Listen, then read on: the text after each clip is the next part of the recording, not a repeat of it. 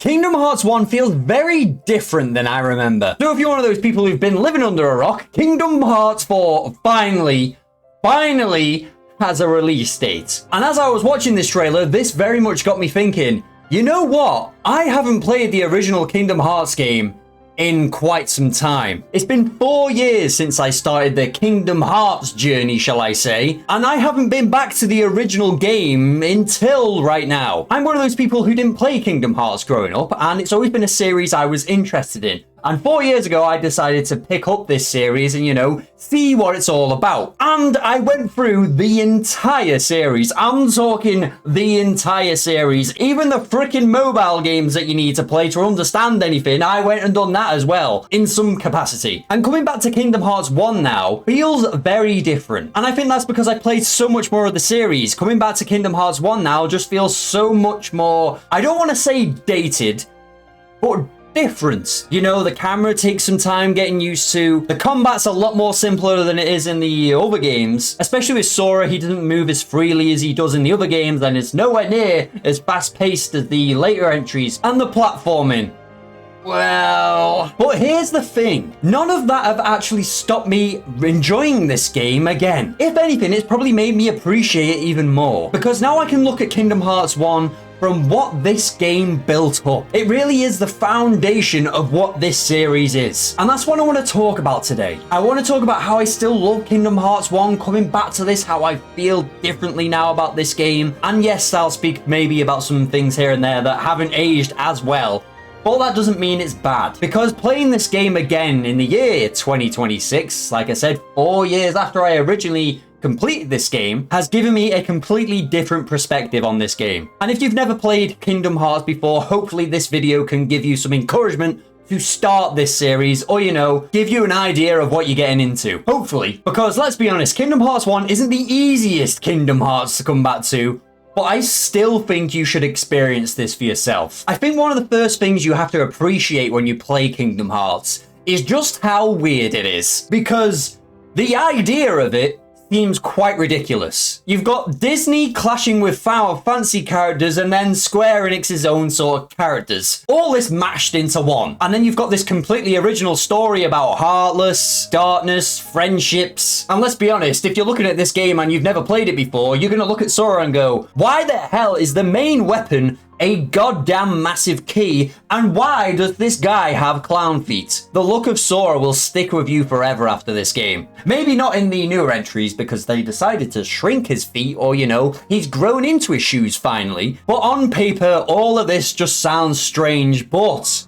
it works really well. And when I played Kingdom Hearts 1 for the first time, the thing that really appealed to me was the Final Fantasy characters. Because unlike Disney, I knew more Final Fantasy characters than I did Disney characters. That probably says something about my childhood, but, you know, I knew the characters of like Cloud, Yuffie, Squall, or Leon in this game. For some reason, he likes to call himself Leon. There is a reason for it, but I'm not going to spoil it. Aerith, you know, Sid, loads of different Final Fantasy characters. When I originally looked at this when I was a kid, I wanted to play this for the Final Fantasy characters, not for the Disney characters. We'll get to that. But I was constantly going through this game when I originally played this game like, oh my god, I know who that is. Oh my god, I knew who that is.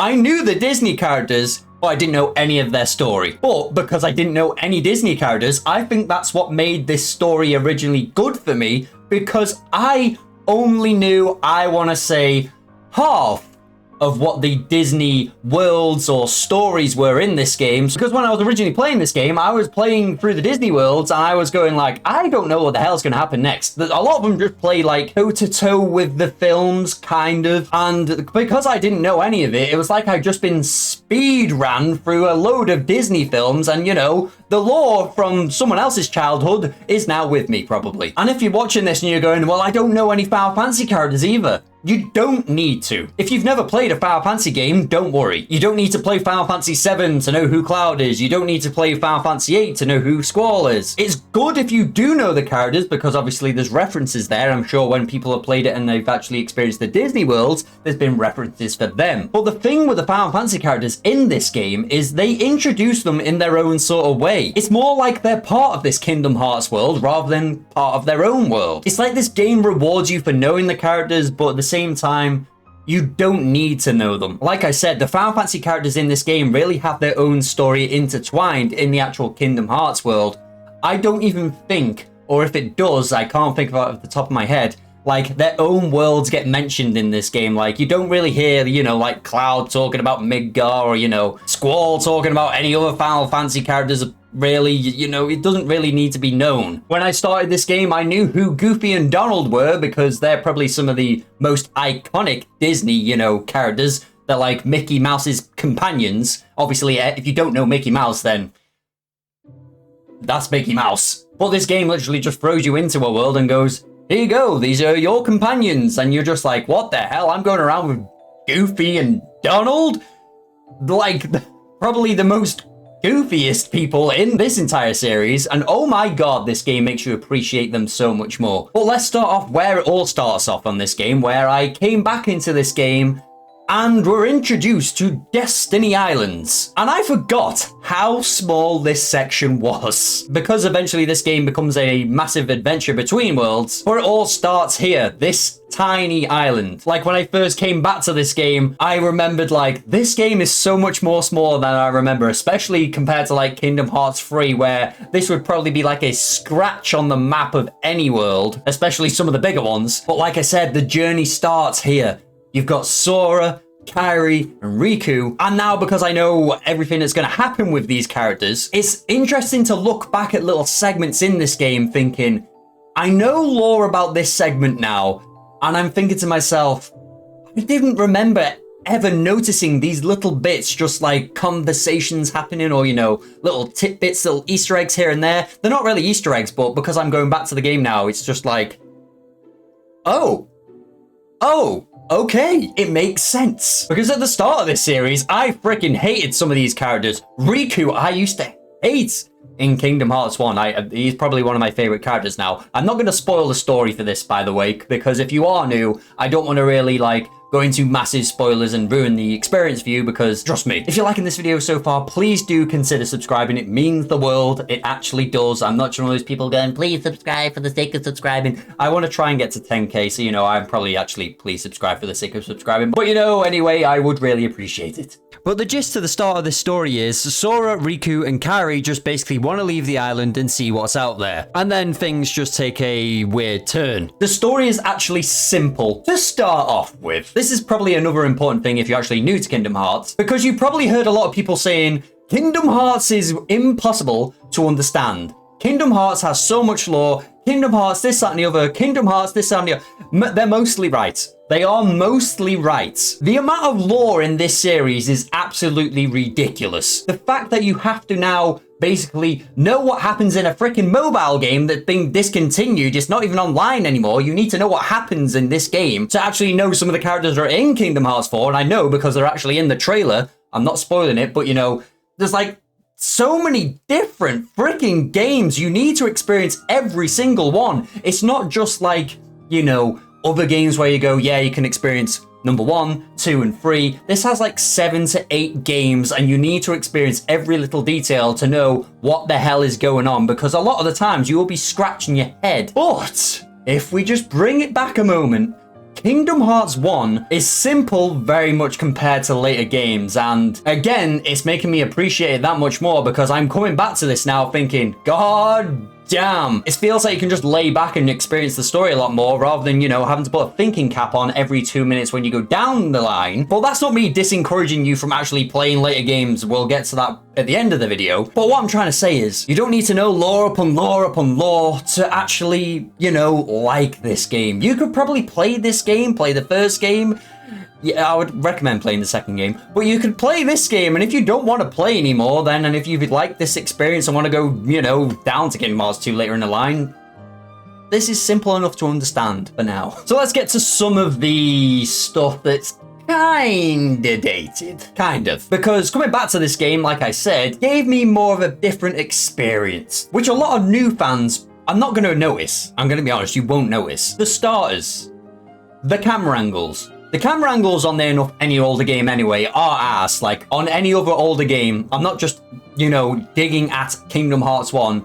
You've got, like, Sonic Adventure, you know, like some of the older Final Fantasy games. Like, the camera angles are awful.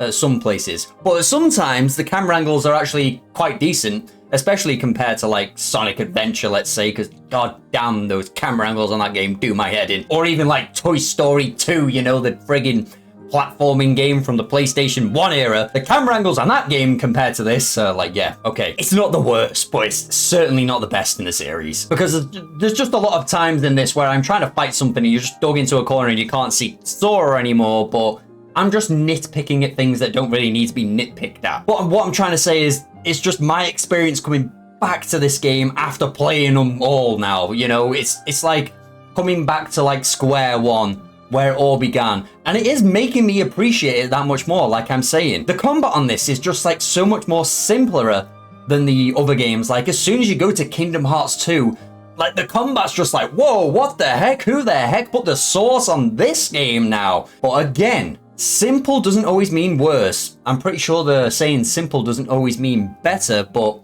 in this case, simple doesn't always mean worse. The combat isn't bad. It's just more basic. You attack, you use magic, you have different abilities. There are still a lot of things in this game where you can, you know, get different abilities, use your different abilities to, you know, with your AP, to spend your AP on certain abilities and, you know, build your own sort of Sora character as you would on like any other RPG. You know, you've got different stats there and stuff you can put onto the characters, you know, like different keyblades. You can change Goofy and Donald from like aggressive to defensive, or to be like more helpful so they can heal you in situations rather than you having to heal yourself all the time. There is a lot to this game, but like I keep on saying, I'm dating my experience coming back to this game and realizing, god damn, this is so much more simpler than it is in like other games, especially like Kingdom Hearts 3, where Kingdom Hearts 3 probably is, you know, like more friendly to new players because, you know, it's just so much more fluid. But goddamn, if you're watching this video now and you've just turned it off to go and play Kingdom Hearts 3 before Kingdom Hearts 1, then I will smack you silly. But playing this again 4 years later, like I keep on saying, is making me appreciate this game much more. You can tell this comes from an era where it doesn't hold your hand. I initially started this game again. I'm meant to know where I'm going.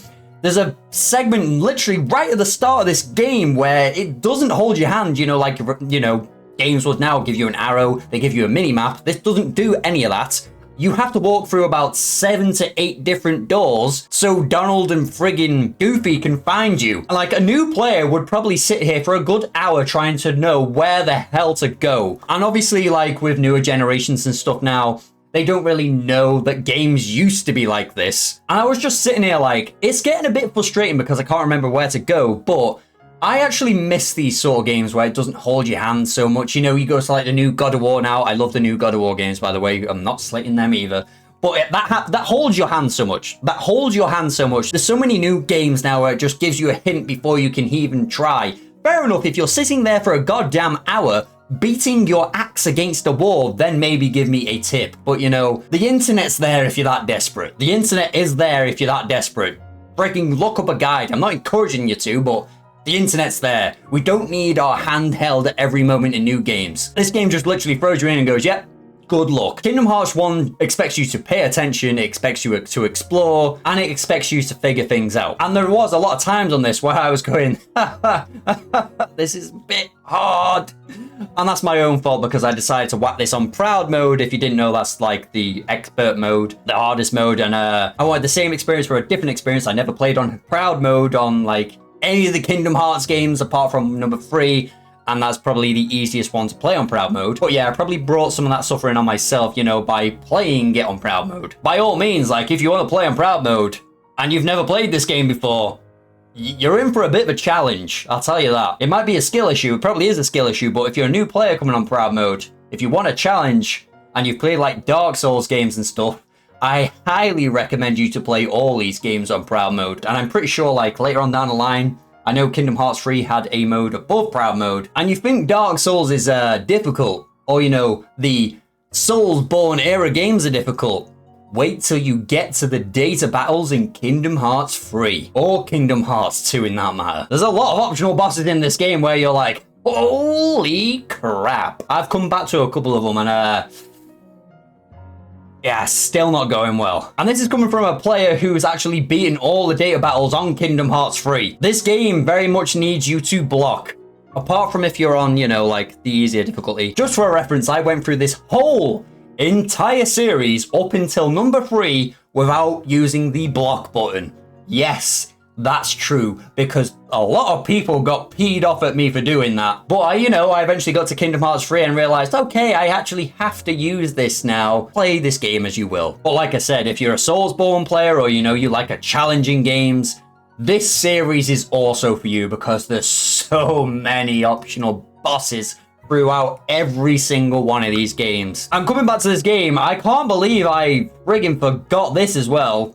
Probably the worst thing about this game. No, it is the worst thing about this game. I don't care what you say.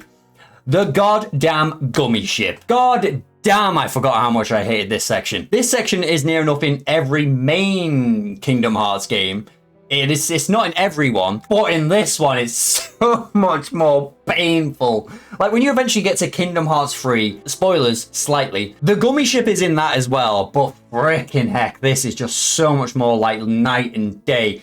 It's not like an absolute joy to play it in Kingdom Hearts 3, but it's very, very much more bearable than this. If this game ever gets remade, frickin' revamp the Gummy Ship. I'm pretty sure no one would be angry at that bit. Maybe not revamp any of the games, just revamp the goddamn Gummy Ship and, give it some better graphics if you want to remake this game. Because coming back to this game just made me feel like this is why you should experience Kingdom Hearts 1 first. And I know a lot of new players are coming to play Kingdom Hearts 1 because at the recording of this video, it's like second or first on the Steam library. Like every man and their dog are buying this game.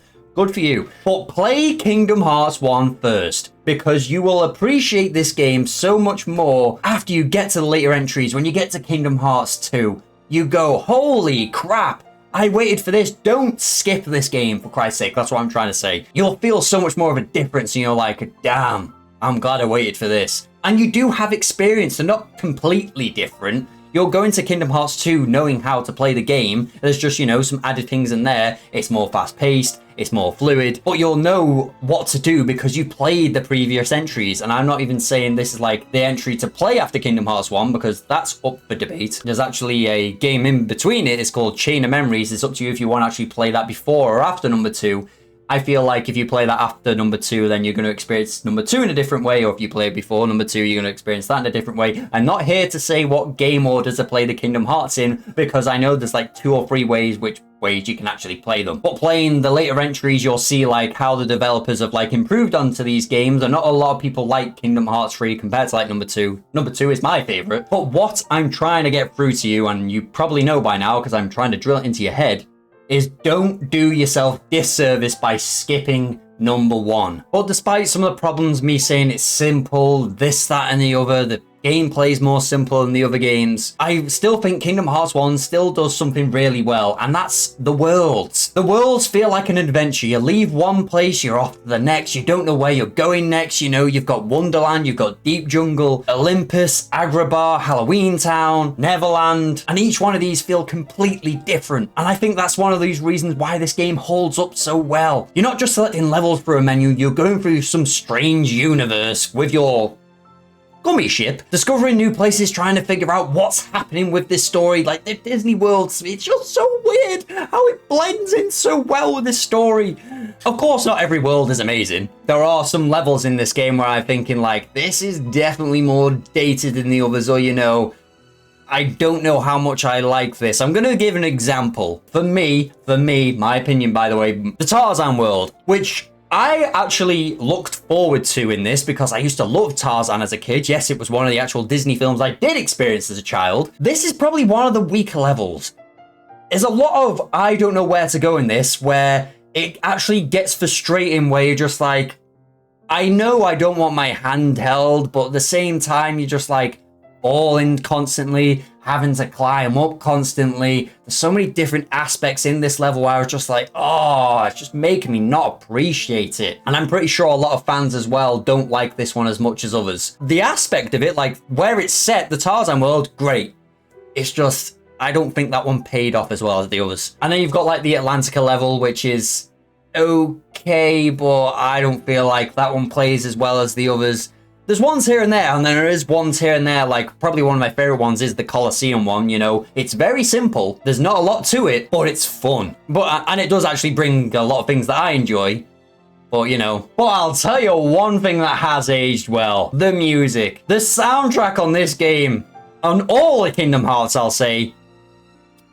Dearly Beloved, Traverse Town, Destiny Islands, Hollow Bastion. The music on this game creates so much atmosphere. And if you are, you know, new to this and you are recording yourself playing this game, for example, like I did, be careful of copyright because this game has a lot of copyright strikes for music. But coming back to this game, when I first heard the first soundtrack, I was like, damn!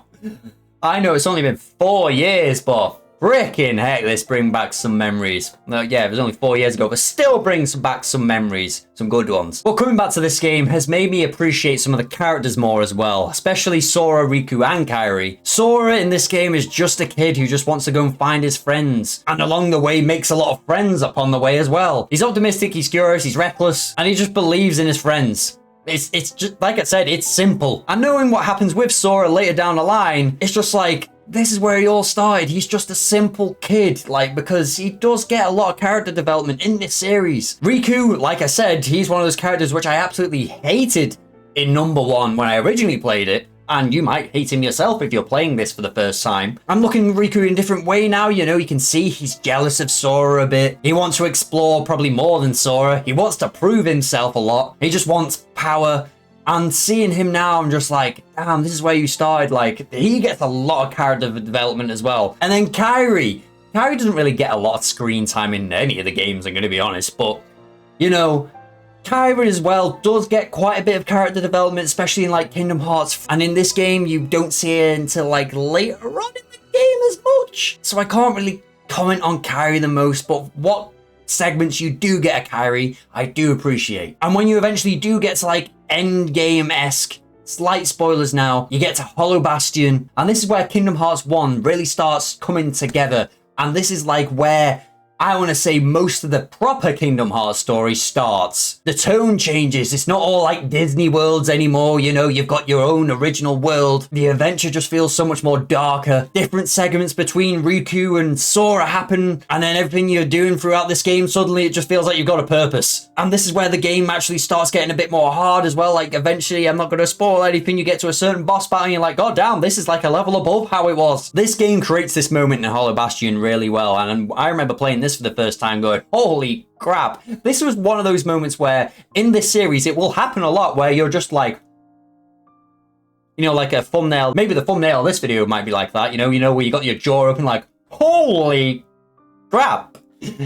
A lot of moments in this series, this is probably one of the first encounters of that sort of moments when it goes into Hollow Bastion. So after going through Kingdom Hearts 1 again, I've not completed the game again, but going through it gradually, I think I can safely say, if you're someone who's never experienced this game before, you should definitely start here. Like, you need to start here. And I'm not trying to get this video across to you saying this game's perfect, you know, I've nitpicked at things. I know a lot of people are on the fence of actually starting Kingdom Hearts. It's a big investment. It very much is a big investment. It's going to take you about a month or 2 to actually complete all these games, maybe. If you're a normal person, only gets like a friggin' few hours here and there to play a game, it definitely will. If you know, play games for a living, then, you know, you might get it done within like a month. But I feel like you need to experience every game for what it is to know what's going on. And this is where it all starts. Don't look at this game going, oh, the mechanics are here and there. Oh, this is hard. Oh, stick with it. Believe me, you'll friggin' thank me in the long run. This game is great in its own way. I was like you 4 years ago. I went into this series not really knowing much about the actual story, only knew Final Fantasy characters. And I'll admit, when I first played this game, I thought to myself, I don't know if it's worth it. It very much is, in my opinion. So after all that, can I say Kingdom Hearts 1 is still good? Yeah, I think I can. Like I said, multiple times, coming back to this game now has made me appreciate this game so much more. Kingdom Hearts 1 isn't perfect, it's not the best playing game in the series, but it's the beginning, and that's worth experiencing. So 4 years later, I'm glad I came back to this game to get a different perspective of it now, and just remember where it all started before, you know, playing Kingdom Hearts 4 next year. And also, what I'll have to do before playing Kingdom Hearts next year is get a whole encyclopedia of what the hell the lore was, because I can probably remember, I want to say about 50% of it. So if you're starting Kingdom Hearts 1 now, go at your own pace so you remember everything. But if you've enjoyed this video, please do consider subscribing. I want to get to 10k one day. I keep on saying that's like a dream. At the minute, I think I'm on like 3,900 of this video. Maybe when you're watching this video, I'll be on more. But, you know, every sub helps me to reach that goal. And if you've liked this video, please do drop me a like. I bring out videos like this as often as I can. Not all on Kingdom Hearts. I've got other games as well I have been talking about. And I am very much looking forward to Kingdom Hearts 4. And hopefully, if you're new watching this video, let me know where you are on your Kingdom Hearts journey.